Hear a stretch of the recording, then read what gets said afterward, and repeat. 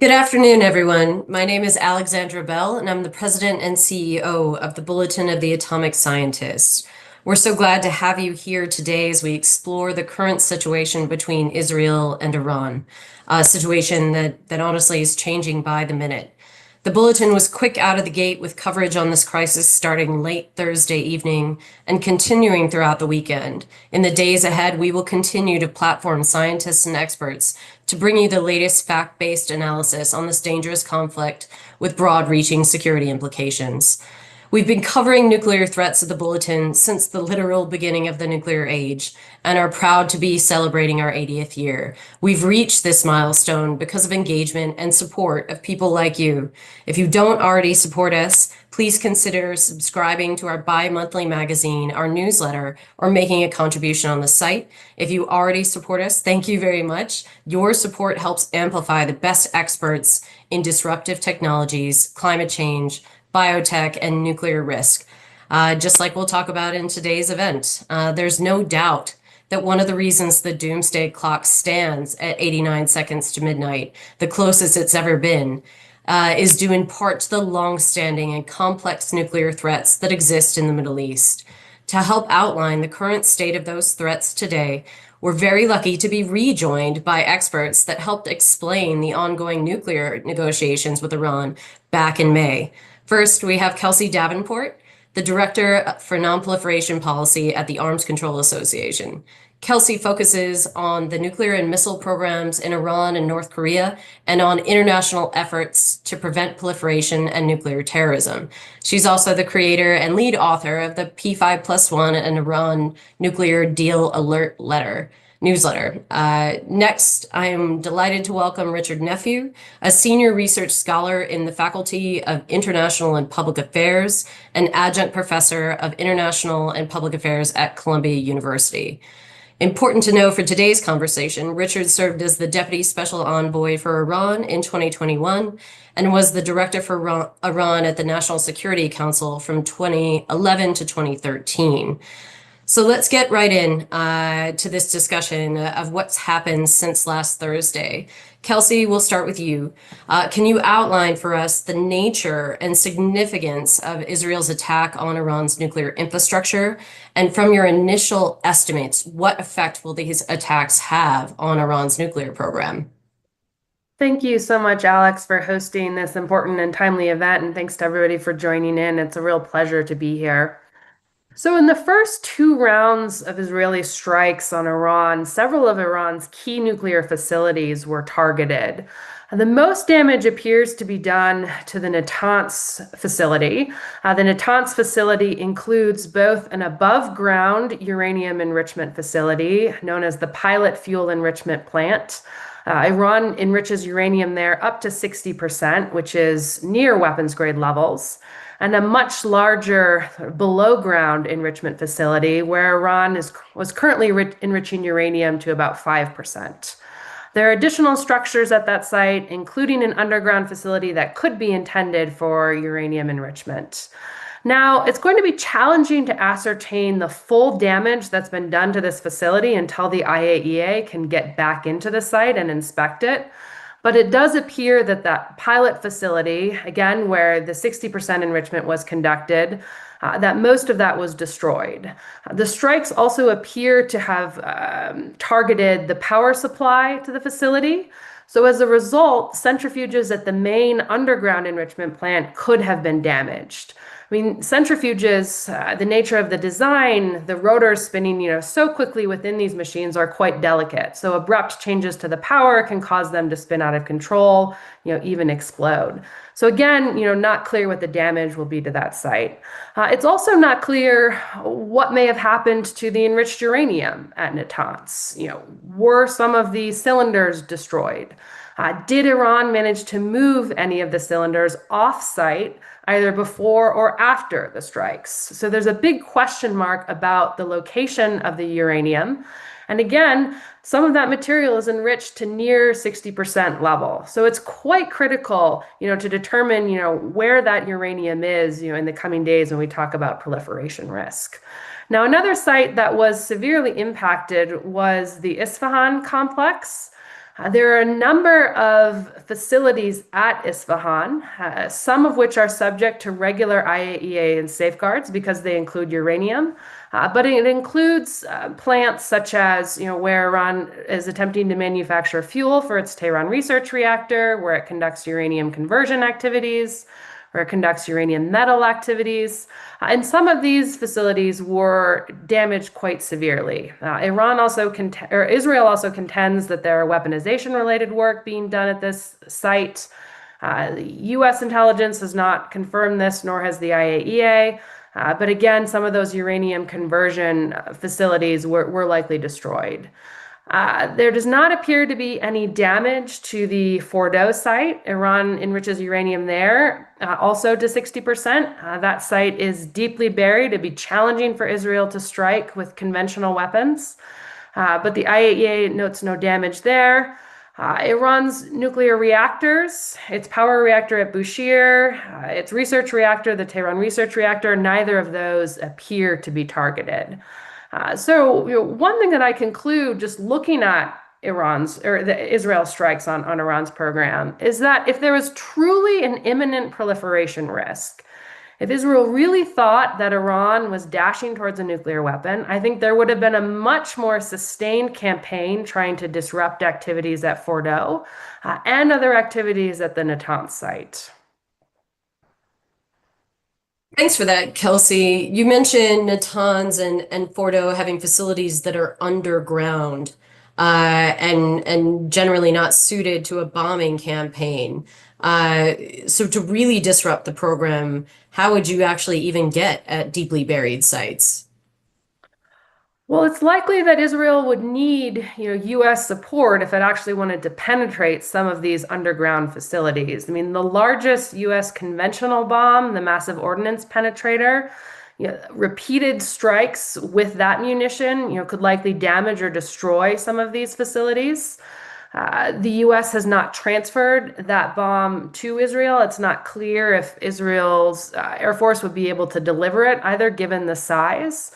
So it likely would need U.S. support. But even so, I think if Iran wanted to try to disrupt activities at these facilities, even if it couldn't destroy them, we'd likely see more focus on attempts, to disrupt, to damage, key access points, if proliferation was really the driving concern here. All right, now Richard, feel free to add anything to Kelsey's really great laydown of the attacks, but I want to move you in the direction of the Israeli approach didn't just target the nuclear facilities, but also their military structure and top military leadership, upwards of 20 if Israeli estimates are correct.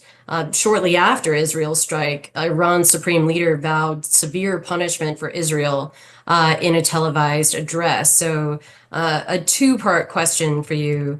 What effects do you think these attacks have had on Iran's decision-making ability in terms of both short-term and long-term responses? And in terms of the kinetic response from the Iranians, some missiles have gotten through Israel's Iron Dome, and citizens around Israel have certainly endured fear and been sheltering throughout the weekend. But how much effects are these Iranian attacks actually having? And are we seeing a limit of Iran's capacity to respond in a military fashion? Great. Thanks for the question, and thanks very much for having me here.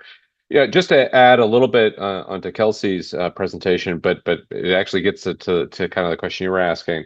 I think one of the things we have to accept is that we don't know the totality of what the Israelis have in mind and what their plan is, and it's possible there are elements of it that we're not seeing yet. And I think we need to just kind of acknowledge that up front.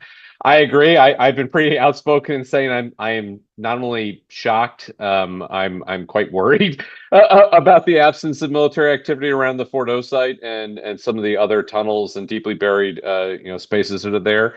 If you're going to do this, set aside whether or not you should do this, but if you're going to do this and you're not targeting those places, I'm really not sure I understand what you're doing. If you're trying to actually either prevent a nuclear weapons outcome, or if you're trying to at least trying to address it to some degree. I think what we've seen from what the Israelis have been doing is a multi-pronged approach that is clearly intended to go after targets that are immobile and the things that make it very easy for Iran to resist. So in the first instance, they started targeting military leadership. They started targeting the people who were responsible for the missile force and therefore the retaliation structure that the Iranians had to go back at the Israelis, the people who were responsible for air defense, all of those sorts of folks and facilities that make it much more difficult for the Israelis to, operate over Iranian airspace. That was really the initial target set, which again makes some degree of sense if you're planning for a multi-week campaign as opposed to a dash-in operation. But it does, leave open the question of, okay, but when are we going to get at some of these other places? I think we've also seen an indication that the Israelis are hoping to create enough instability in the system that they might possibly precipitate a regime collapse. That may be more aspirational than intentional. They may hope that they're able to engender enough pushback in the part of the population, especially as people are, clearly scared and worried and angry at the government for getting themselves into this kind of situation. We've not really seen any indication of that happening yet. Of course, we're in early days, and people are right now much more concerned with preserving their own lives and those of their families too. So there's a possibility that regime change at least is an intent, is an objective, is something further down the list, even if it isn't necessarily the first step. The Iranian response has been really two-pronged at this point that we know of, with the possibility of a third. The first prong has been diplomatic. So they've immediately, sent letters to the UN Security Council, immediately went to the IAEA, immediately went to states in the region and to other countries to say, basically, let's condemn this Israeli attack. They've not really gotten a lot of traction thus far. The presentations that were given at the UN Security Council were not terribly persuasive, or not persuasive enough in any event, to change the trajectory. Of course, they weren't going to be. There was very low likelihood that the US or other European countries were going to try and join the Iranians in condemning the Israelis at this point. But long term, as we've seen with Russia's invasion of Ukraine, there may be a persistent value that's had for the Iranians in terms of reaching out to other countries to basically plead their case and to put the Israelis as the aggressor in the circumstance. They're the ones who launched attacks first, regardless of where the nuclear program might have been. The second big area of retaliation has been on missile strikes. So the Iranians have long had a stockpile of medium-range ballistic missiles, as well as others that they have threatened to use, and in this circumstance have been using against Israel. The Israeli interception force has worked reasonably well. Most of the missiles have not hit their targets. There have been some that have gotten through, though. And there's an open question in my mind, and I'm sure an open question in many folks' minds, of how much longer the interceptors can keep up with the missile rate coming in. These are not, infinite assets. The Israelis do not have the ability necessarily to keep up with the missile attacks if they're using more interceptors than the Iranians have missiles. And the interplay between missile launches and interception is something I think we need to watch very carefully. I'm 100% certain that the Israelis are watching this incredibly carefully to see what their risk profile is. And then the third big retaliation space is one that Kelsey's already kind of spoken to, but I'll just foot stomp, and it's what the Iranians might be doing with the enriched uranium. We don't know where it is. There have been a large number of centrifuges that have been produced in Iran that have not been accounted for, in part because of decisions the Iranians made to not cooperate with those elements of the JCPOA back in 2021, after Iranian centrifuge component workshops were attacked, most likely by the Israelis, although that's not been publicly validated. It's the allegation that's been in the press. It's the one that makes sense. But the fact that there are these centrifuges out there, the fact there is material that is out there, the fact that we know that the uranium conversion materials that were at some of the undeclared sites that have been subject to IAEA investigation haven't been found yet, all of that adds up to the possibility that there is a breakout activity that's ongoing. Thanks for that, Richard. And we might come back to Endgame a little later in the conversation, but let's move to where the U.S. is and its perspective, where it stands. There have been some mixed signals coming from Washington.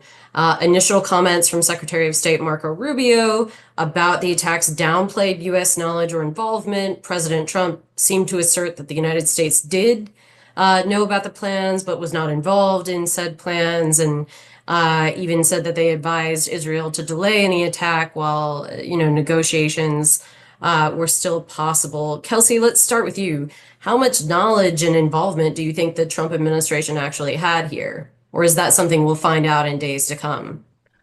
Well, I think we'll find out with more clarity in days to come, certainly. But I think some of the actions of the Trump administration suggest that maybe they didn't have a whole lot of specific knowledge. I mean, we should keep in mind that the Trump administration was planning to send lead negotiator Steve Witkoff to Amman on Sunday to meet with the Iranians. I think the Trump administration clearly expected that the nuclear negotiations were going to continue. They had been in an exchange of proposals, about the terms of a deal. I think we should be under no illusions that a deal was anywhere close. But, negotiations were proceeding, the sides were talking. And one consistent through line for President Trump is his support for a diplomatic agreement and his opposition to any use of military force absent a clear move by Iran, towards weaponization. So I think it's likely that the Trump administration was taken by surprise by this. It does seem that in the aftermath of the attacks, Trump may be trying to use the strikes on Iran as pressure to try to get Iran to return to negotiations or to get Iran to agree to U.S. terms under a deal. I mean, I'm concerned about that approach. I mean, Iran typically does not respond well to pressure that's designed to translate into concessions at the negotiating table. So I think, like I said, the U.S., likely thought that diplomacy was ongoing and was taken, somewhat by surprise. I think we are seeing now amongst certain factions of the Trump administration an emphasis on the need for de-escalation.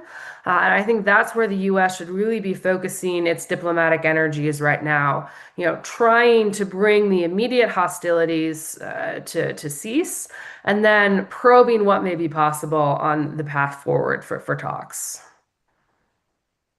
Thanks, Kelsey. Richard, a lot of people have talked about the potential tension between interventionist and non-interventionist camps within the Trump administration.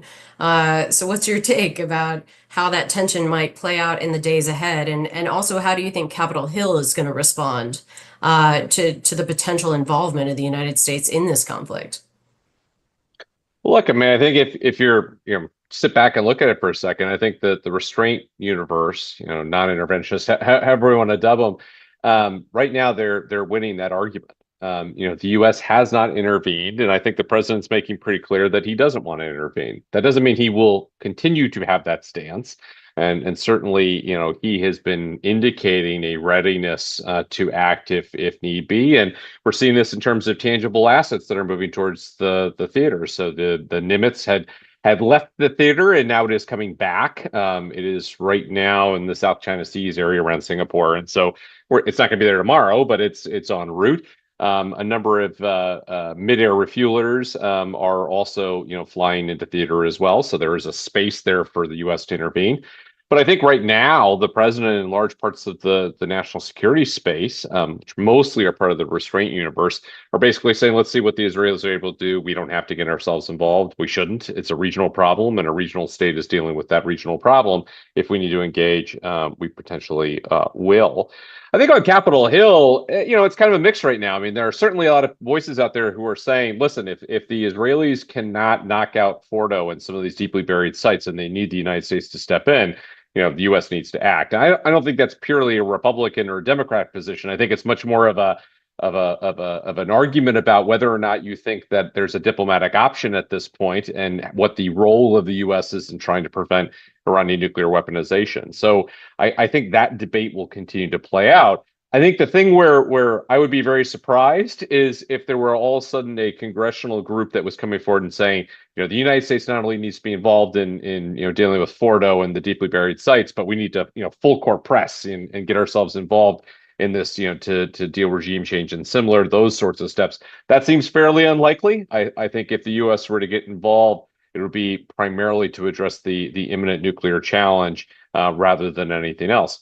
But, as we all kind of keep alluding to, we're in day 4. of something that, even the Israelis are saying is going to take weeks, I suspect could last much longer than that. So I think we need to hold open the possibility that as we see things developing on the ground, potential war aims will change for Israel, potential U.S. aims and intervention could change, and certainly what the Iranians are prepared to do to retaliate. We haven't seen anything in the Strait of Hormuz yet. That may also affect our decision making.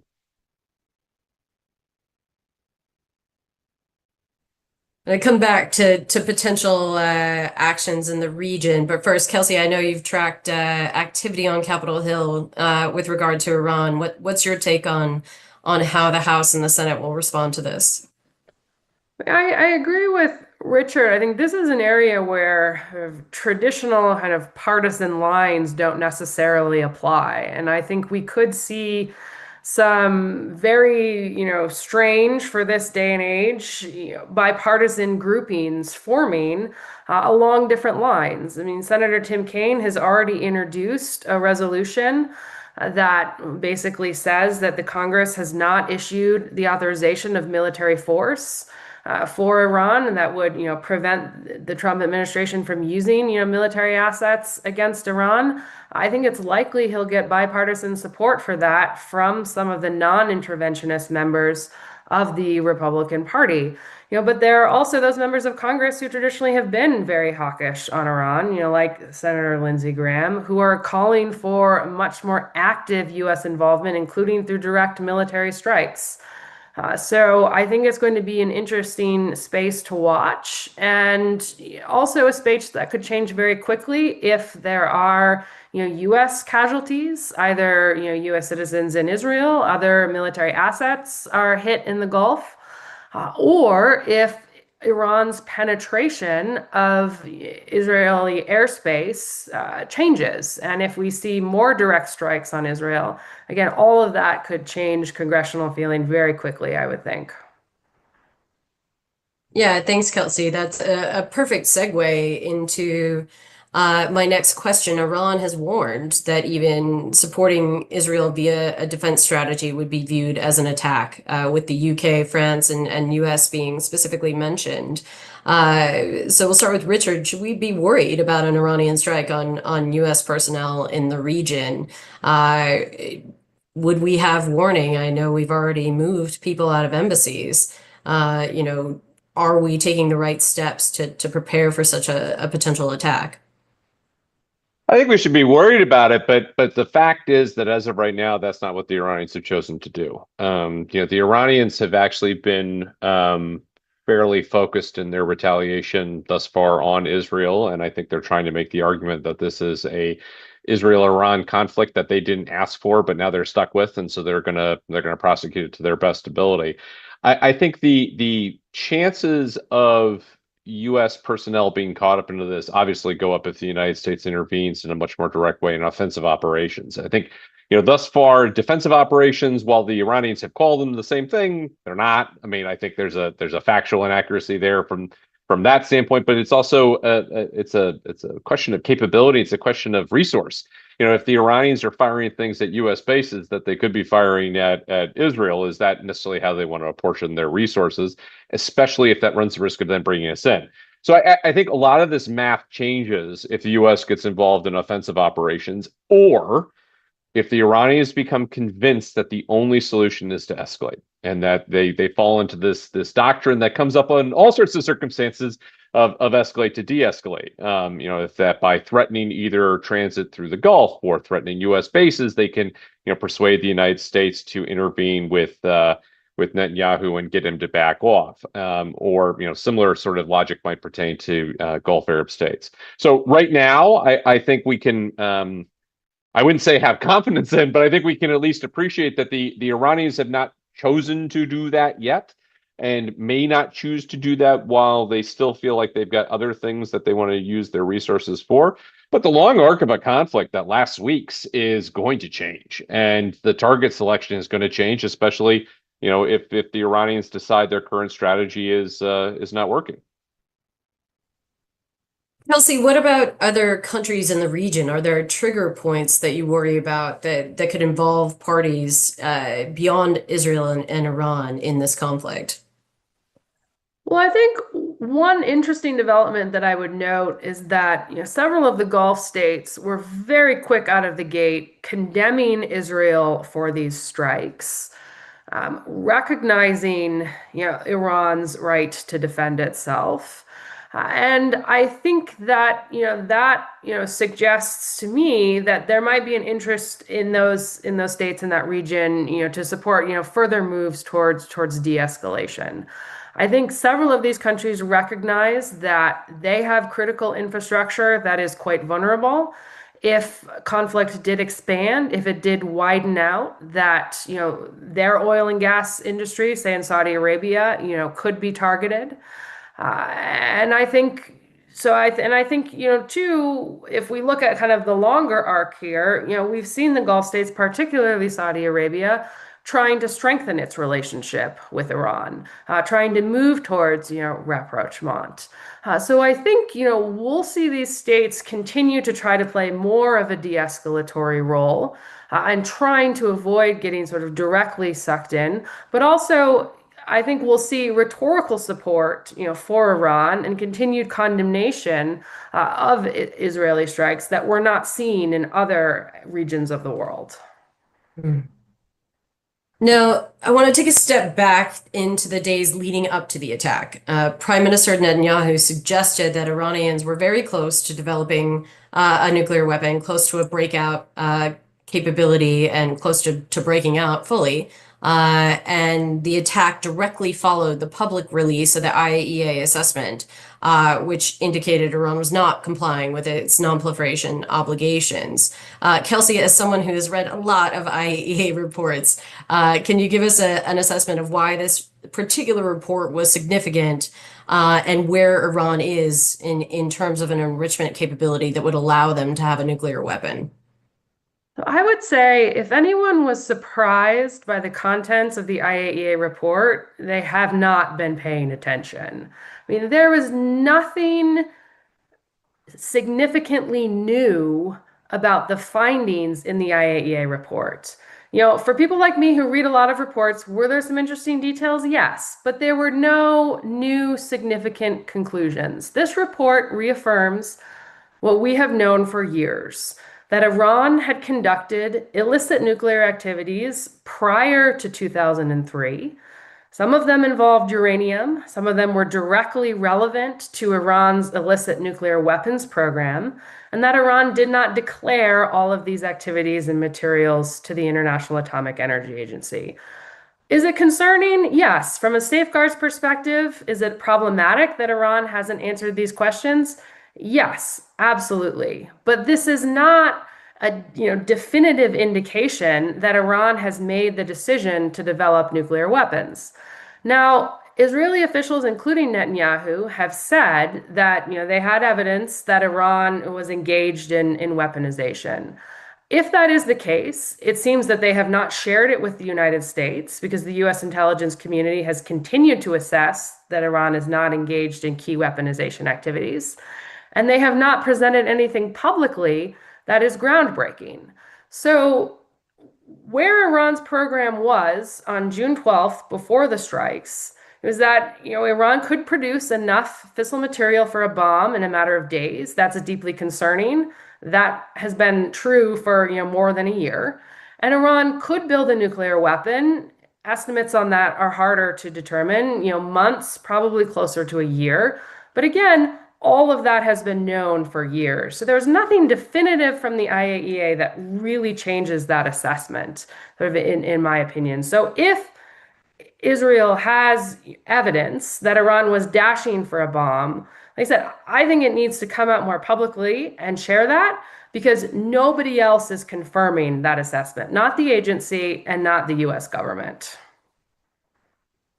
Yeah, Richard, you've dealt directly with the IAEA on these issues. What was your assessment when you saw that report come out, and did you think it represented a significant change in the circumstances, one that would predicate the need for an immediate attack?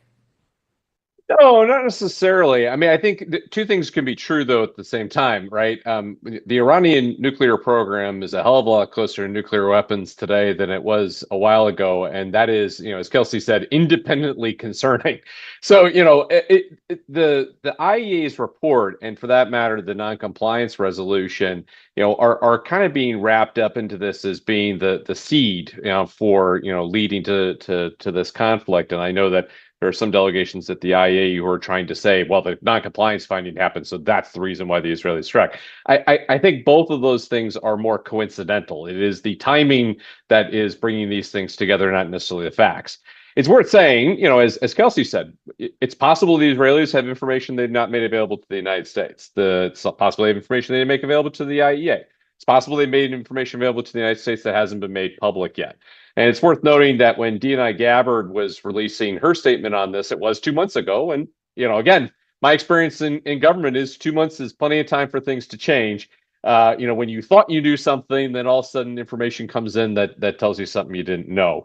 So, is it possible that there is this information out there? Certainly. I think the much more likely scenario is that given where Iran's nuclear program is, which is very unsettlingly potentially close to nuclear weapons, as Kelsey said, the estimates for how long it would take him to weaponize vary. I think it's right to look at a longer timeline for a missile-borne weapon. It is much shorter for something much more crude. That's something that's at least been discussed as a possibility, coming from press reports and others. And again, it makes sense. It's consistent with the math that we all know about. But I think the real issue is that the Israelis were concerned the Trump administration was going to make a deal that they didn't like, and that was going to box them in terms of dealing with the nuclear program in perpetuity.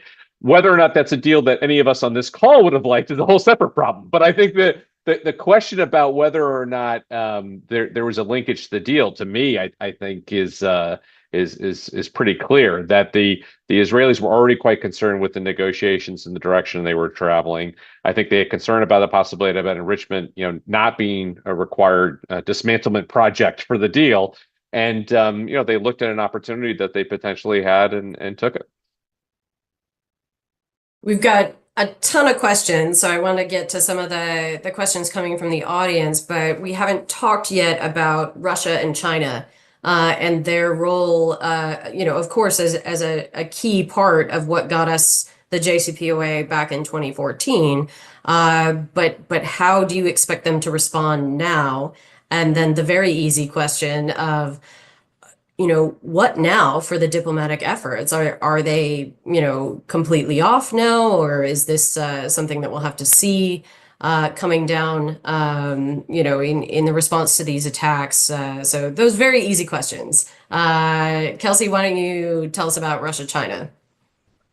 Sure. So I think there's been a lot of speculation about to what extent Russia is going to provide, military support in terms of equipment transferred, to Iran. I would not put, if I were the Iranians, I would not, invest a lot of my hope in Russia, coming to Iran's assistance. I think Russia views Iran as a partner of convenience. It has certainly benefited from Iran's support for its invasion of Ukraine, but I don't think we're going to see Russia being willing to send, military assets, particularly like the types of air defense systems that Iran would probably be trying to get to Iran right now. I think, China, we may be able to look to China to try to, support, some calls for de-escalation. I don't think China benefits from this conflict regionalizing in terms of damage that could be done to Chinese assets, to Chinese economic interests. At the same time, I'm not sure how likely we're going to see China, being proactive on trying to resolve any of this. One thing I think the U.S. would be smart to engage both Russia and China on is underscoring, even in a general sense, the opposition to any country withdrawing from the Nuclear Nonproliferation Treaty. Of course, any country would mean Iran, but sometimes if you mention Iran specifically, it's more challenging to get, states on board.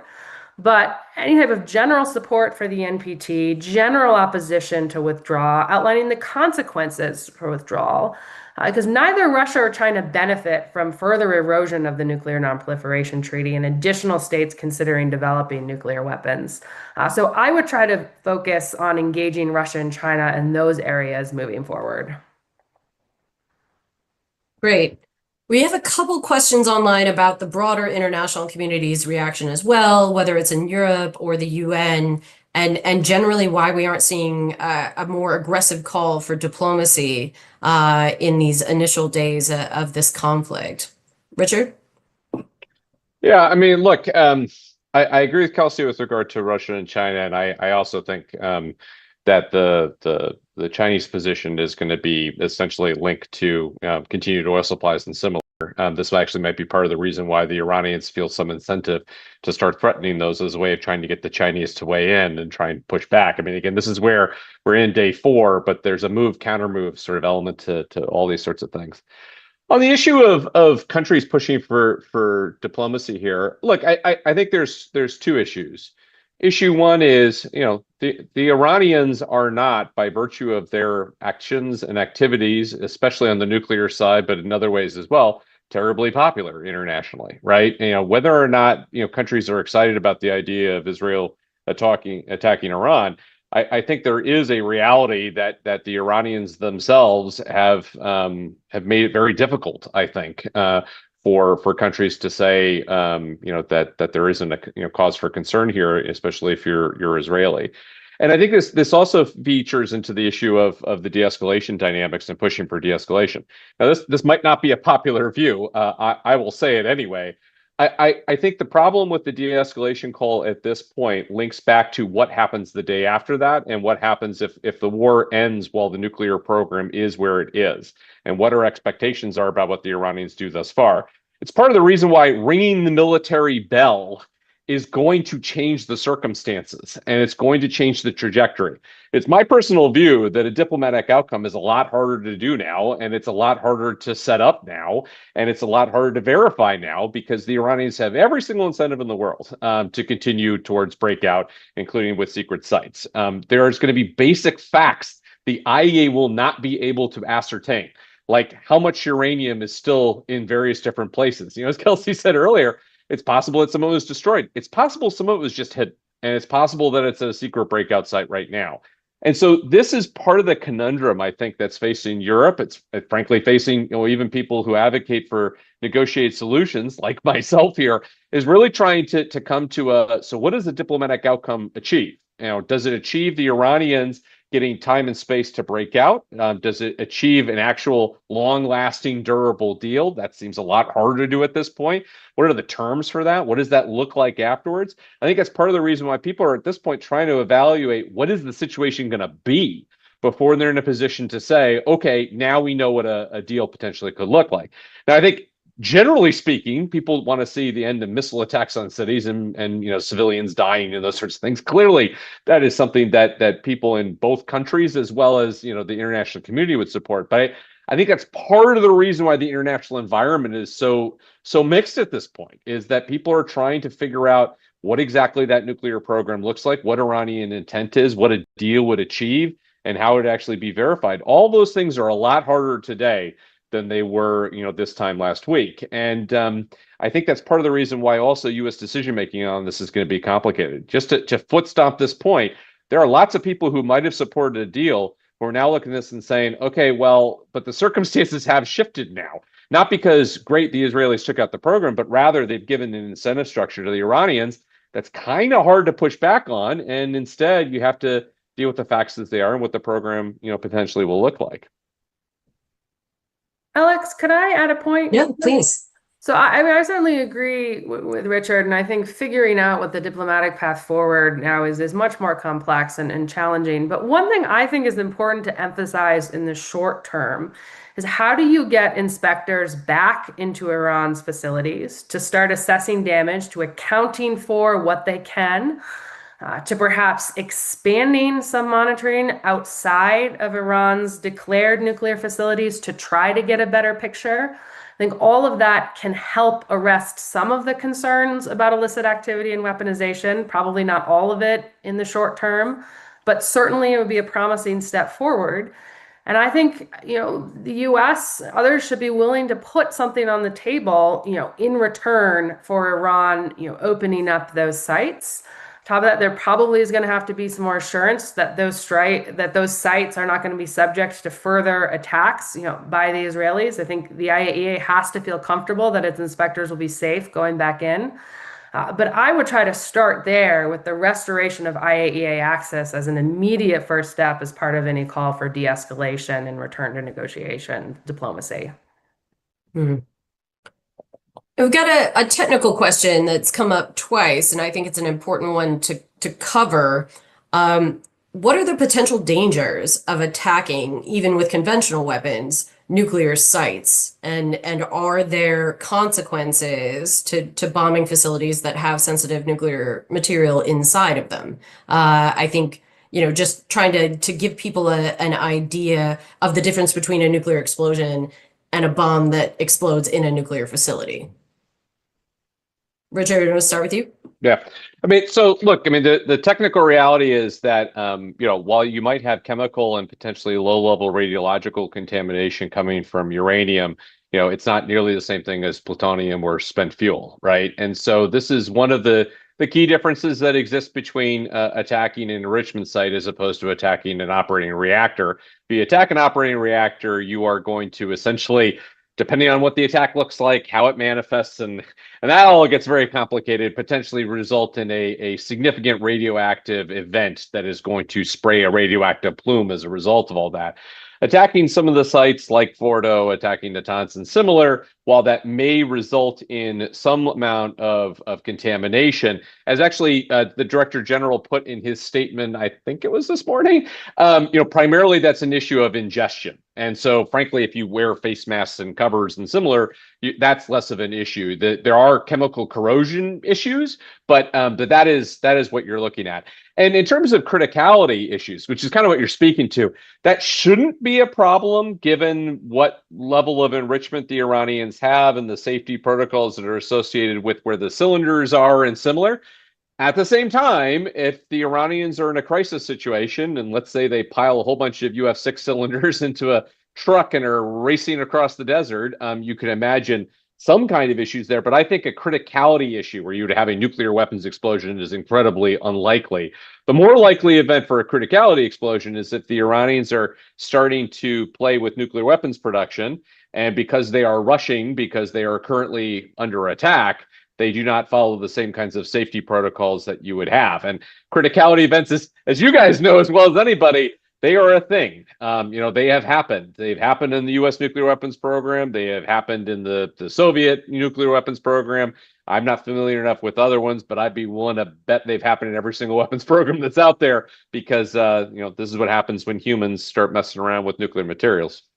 Yeah. So in the nuclear space, move fast and break things is not the way that you want to move. Kelsey, same question to you, and also, to dig a little deeper, we talked about deeply buried facilities. What does it actually look like to have a full military solution to the Iranian nuclear program? What would that involve to do a military only approach? Yeah, so I really agree with Richard. The one area where I think you'd have a slightly more catastrophic impact is if the Israelis somehow decided to bomb the Bushehr power reactor. I think that's extremely unlikely, given that that is an energy reactor. It is protected by international law. Also, there are Russians on site at Bushehr. So I think for numerous reasons, that's off the table. And also the regional consequences of attacking that site would be profound. So, I think, like I said, I don't think we'll see that on any targeting list. Getting back to your question, though, a military setback for Fordo, like I said, would probably involve the U.S. dropping multiple successive, precision strike, massive ordnance penetrator bombs, on that site. I remember, being in Florida about a year and a half ago, talking to a former CENTCOM commander, and he said, as you progress in the military and the more you learn about military plans for trying to strike Iran's nuclear program and destroy Iran's nuclear program, the more you realize what a bad idea it is, how challenging it is, and that really you should be invested in diplomacy and every other measure first, before you get to that. So, like I said, I think, yes, it is possible for the United States to destroy Fordow, but it is extremely challenging. And I said, by this point, there's already a risk Iran has moved things, out of that facility. So I don't think really we can say that there is a military solution to this, conflict. I mean, setback, yes, but again, possibly driving proliferation risk in the long term by both creating more of a political incentive, to go for a bomb, but also by creating a lot of technical uncertainties based on how Iran is responding to, the Israeli strikes and the possibility of those continuing to strike the nuclear facilities. A difficult question, and this has come up a lot in the chat. What is the worst case scenario that you see from this? And I'm guessing I know what it is. But let me get your assessment on the worst case scenario, and then I'll follow up. Kelsey, we'll start with you. Oh gosh, I mean, there's a lot of ways that this could get. I mean, this is already bad. I mean, civilians are being killed in this conflict. It's tragic. But yes, it could get a lot worse. I mean, I would flag, a few things. I mean, first, I think, just from a proliferation perspective, the IAEA gets back into some of these facilities, can't account for all the nuclear material. There's a lot more uncertainty about whether Iran is moving towards a bomb. I think that's problematic. Relatedly, the Iranian Majlis is already discussing now a bill that would require Iran to withdraw from the Nuclear Non-Proliferation Treaty.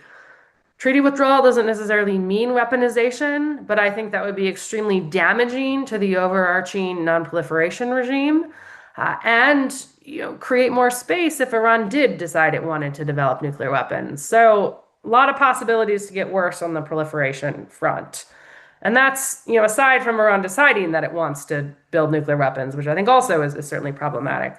But like I said, there's a lot of ways, too, that this conflict right now that is more contained to exchanges between Iran and Israel could regionalize. I mean, an erroneous missile strike on that falls, on another state in the region that hits a U.S. asset. I think there are a lot of ways that this could escalate to a broader regional war. And I mean, I don't need to list the reasons why I think that would be, certainly, deeply troubling and quite worrisome, not only from a security perspective, but just, the broader humanitarian impacts of a conflict like that. So I think a lot of reasons to be worried, unfortunately. Richard, your worst case scenario? Yeah, my worst case scenario is that the Iranians test nuclear weapons in a week. I mean, and again, the timelines are something that we've already talked about. There's tremendous uncertainty, but it is not remotely beyond Iran's capacity to both enrich up to 90%, turn the material into metal, to put them into a device and test, and/or try and deploy something crude across a dhow that goes across the Straits of Hormuz. I mean, there are a number of different variants in which these strikes don't stop the Iranians from crossing those lines, but instead are a starting pistol for them doing so. And that's kind of regardless of whether or not the Iranians always intended to have nuclear weapons or not. I mean, you can set that question aside for a moment, because to some extent it doesn't matter. Now we're in a space of their technical capacities are where they are, and they have been given every strategic reason in the universe to move down that direction. And if I am a national security advisor sitting in Tehran right now, and I'm asked by the supreme leader, what should we do? I find it very hard to say, well, we should keep this one on the shelf because the international norms say we should. And I think this is my worst case scenario that metastasizes in other spaces, because to the extent that this campaign fails, it will be a demonstration that a diplomatic approach to a nuclear proliferation scenario was unsuccessful. Whether or not it could have been successful if it had been left alone is something that I'm sure we could have a long discussion about, and my views on the JCPOA are incredibly well known. But, setting that on fire was a direct contribution to where we are today. A military solution that doesn't prevent proliferation also undermines the cause about proliferation. And the fact that a military campaign was tried and failed, notwithstanding all these efforts, also contributes to a proliferation path, because countries say the only way I can protect myself is if I go down this path. So regional proliferation is a massive problem. Future diplomatic outcomes with proliferators is a massive problem. And the more states that we have with nuclear weapons, the greater the incentive structure is there. So I think all of those things add up in their own right, on top of the proliferation challenges that Kelsey spoke to about, materials going missing and so on and so forth. And when you add those up with then the threat of, conflict across the straits, whether or not it's inadvertent or not, the implications that has to the global economy, the ramifications of this conflict are potentially quite severe. And this is part of the reason why it's important to understand what the path to solution is. If the path to solution that the Israelis have identified is regime change, then this is going to go on for quite some time. If they see regime change as an incidental benefit as opposed to the objective in its own right, okay, that gives us some space to try and either find a diplomatic solution or find ways in which there are military ways to address elements of the program, even if you can't have confidence. But understanding how this ends and having a very clear understanding of what the Israeli position of how this ends is still absolutely essential. And candidly, I don't think we have it right now. All right.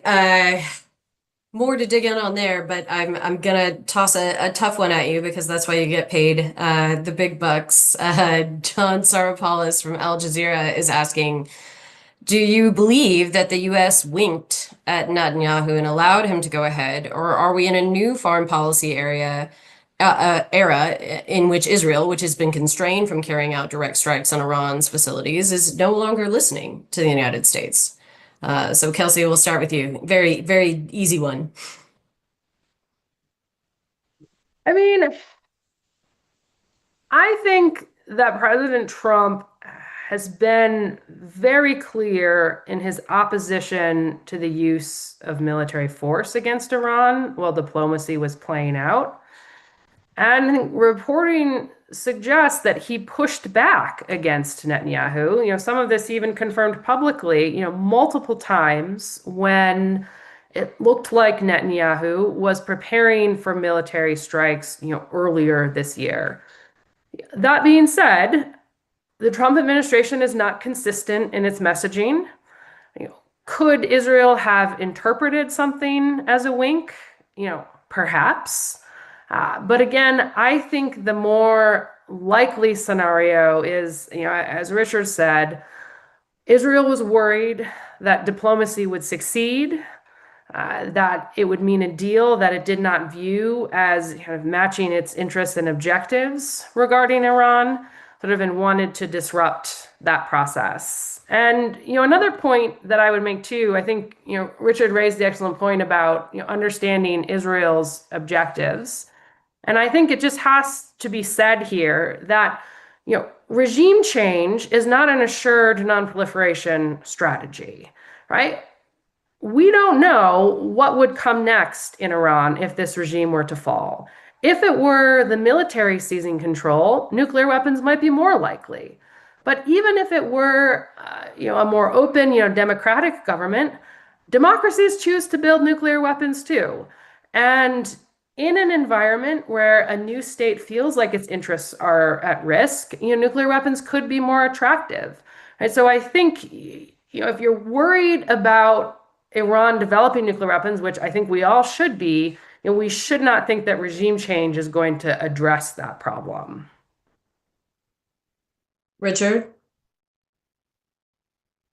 Yeah, I would certainly agree with the last point. And I think the chances of regime change, actually contributing, or at least making efforts towards it, contributing to a weaponization decision, are certainly there. And, this is what puts us back to the reason why there was a diplomatic option that was on the table that was being pursued, and that people thought made a whole ton of sense.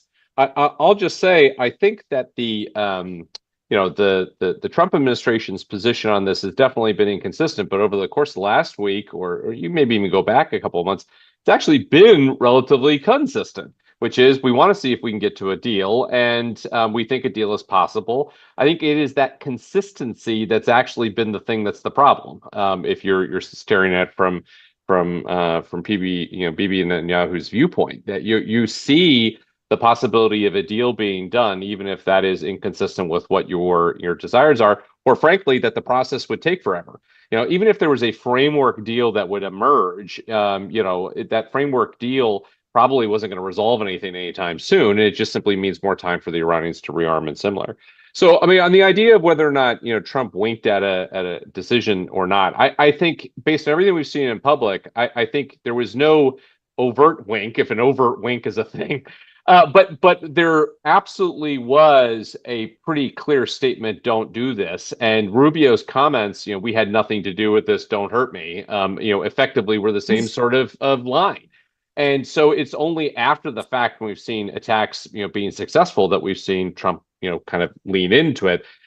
Query if we saw something, negative start to develop, whether or not Trump would maintain that same position, because we know that he likes to be on the side of winners.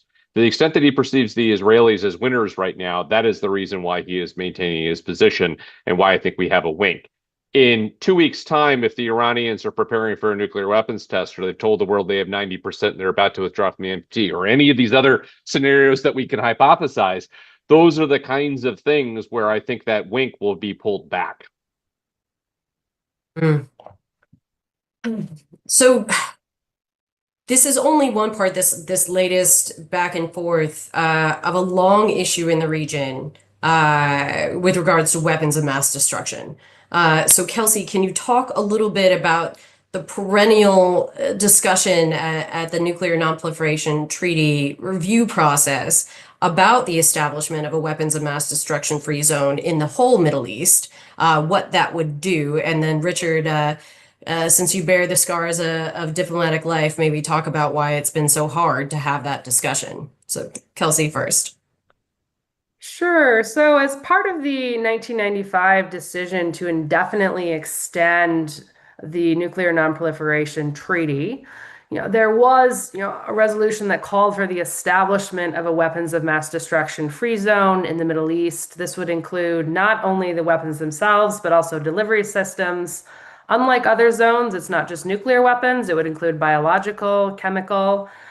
There have been some efforts to try to advance this zone over the years, most notably at the 2010 NPT review conference. There was a requirement in there that a conference be held on establishing the zone by 2012. There were some consultations. The conference didn't happen. So this is a long way of saying this idea has a long and tortured history. It is extremely complex, both technically, but also politically. I think it's fair to say that there are some states in the region who like to use non-progress on this issue for political means. And to be frank, this is not the solution to the Iranian nuclear crisis that is happening today, right? I mean, making progress on this, should it still be a goal? Sure, I think it would be beneficial, but there's a lot of work that has to be done, and Iran is an urgent crisis today. Richard, thoughts on why this hasn't worked, or whether or not prospects might be increased or decreased based on the current situation? Oh, I think prospects can't really decrease because they're basically at zero anyway. I mean, we might be in sub-zero, kind of territory. I mean, I think the reason why, though, goes back to the fundamental security dilemma that exists, and those dilemma are not just between states, but people in those countries having perceptions of security dilemma that are incredibly intense. And again, if you are looking at, for instance, the Israeli population, the Israeli government, both the sense of threat that they have from conventional attacks that have been mounted against them, as well as going back, to the Holocaust, the perception of security and insecurity, more importantly, is incredibly real. And not only can I not dissuade anyone from that perspective, I don't think it's my right to try and dissuade people from having it. The whole rationale of these free zones was attempted to replace the insecurity dilemma with security confidence by everyone being at the same level. But that's where enters the problem of cheating. and cheating on the various different systems. And the reality is that the IEA does exceptional work where it has the authorities to do so, but it didn't have the authorities to do what it needed to do in Iraq until after the additional protocol existed. Libya was out on the open market getting nuclear weapons kit from AQ Khan, as in fact were the Iranians, and cheating on the non-proliferation obligations in the first place. And as an Israeli official once said to me, he said, we will have confidence in these systems when these systems are proven to work, but they don't. And these systems work in places where you don't have the same sort of insecurity. Now, I think anyone on this call could have debates over whether or not we could be doing things more to improve the systems. But the reality is that, where we've had cheating, particularly on them, have been localized in this space, and that creates the security dilemma that we're at. And then you've got all the politics that come into that too. So, my great hope is at some point, one of these crises is going to let people say, maybe we don't want to do this anymore. But I think the much more realistic scenario, as Kelsey is saying, is that, we're kind of stuck here while states have both the political and the security anxieties that they have. I think there was some hope that the Abraham Accords and that process would move us towards that, something that's a little bit more conducive. If you could find more states willing to coexist, it actually puts pressure on the outliers to some extent. Whether or not we can get back there, it's both the resolution of this problem, which I agree with Kelsey is not going to be through a weapons-free zone kind of space. But frankly, it's also not having a zero-sum approach as others do when they look at this problem, and saying we're not going to get progress on the CTBT, or we're not going to make progress on CWC until after we've solved all the problems. Well, look, that doesn't help us either. Yeah, we have to solve everything before we can solve anything is a problem that we've long dealt with in the nuclear space. I want to end sort of in an up note, just an amazing amount of questions. I wish we had more time, but you guys have both studied this issue for so long. Really appreciate the insights here. If you were to give world leaders, and particularly the one here in Washington, a piece of advice as the days and weeks move forward on how to handle this, what would be your piece of advice? Kelsey, we'll start with you. Boy, I mean, I would say to President Trump, absent clear evidence of weaponization, don't get dragged in, don't let the United States get dragged into this conflict. Continue to push for de-escalation and start thinking about what a post-conflict diplomatic path forward looks like. Sorry, that was more than one, but no, it was good. It was brief. Richard? I'm not sure I fully agree with that. I mean, look, I think the problem right now is we're all in our assumptions. We can assume that the Iranians aren't breaking out. We can assume that they are. The problem is we don't have any facts to support that and substantiate it either way. And as Kelsey was saying earlier, it's really hard to imagine the IEA being able to go in and take a look at anything. And you can't fully trust what you're seeing on intel, right? And a lot of that intel is not going to be discrete, at least enough at this point. I think if I was going to say anything to him, it'd be very clear-eyed about what you're trying to achieve and what you need to achieve to address this problem. The idea that you need to have regime change in order to get to resolution of this is probably not true. And so there is space potentially to deal even with this government, as distasteful as that can be, given other things the government's involved in, to keep the existential threat that Iran could potentially present, both to countries in the region, potentially others, fully in mind. But also be very clear-eyed about the uncertainties that exist here too. And so that they're going to come with a diplomatic outcome, they're going to come with a military outcome. The number one thing is remember that these decisions are being reached by you on behalf of the United States, as opposed to being dragged in by any particular party or being compelled to do so or to take actions against that as well. Keep that focus on what we're in a position to actually do or not necessarily what other people would like us to do.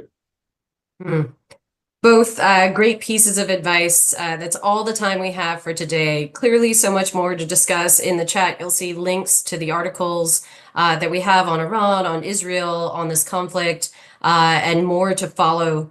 The best way to stay engaged is to follow us on social media, sign up for our newsletter, Thank you to the individuals and foundation donors who make these programs possible.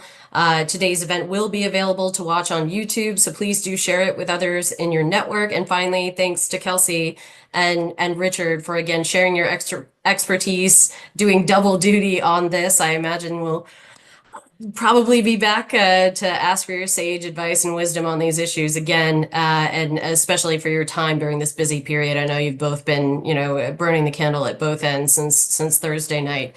So thanks to you all, and we hope to see you for our next program. Thank you.